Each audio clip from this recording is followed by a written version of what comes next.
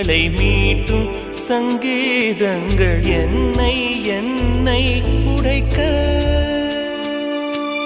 கண்களை திறந்து கொண்டு நான் கனவுகள் காணுகிறேன். கண்களை மூடிக்கொண்டு நான் காட்சிகள் தேடுகிறேன். உன் பொன்விரல் தொடுகையிலே நான் பூவாய் மாறுகிறேன். பூமியில் நாம் வாழும் காலம் தோறும் உண்மையில்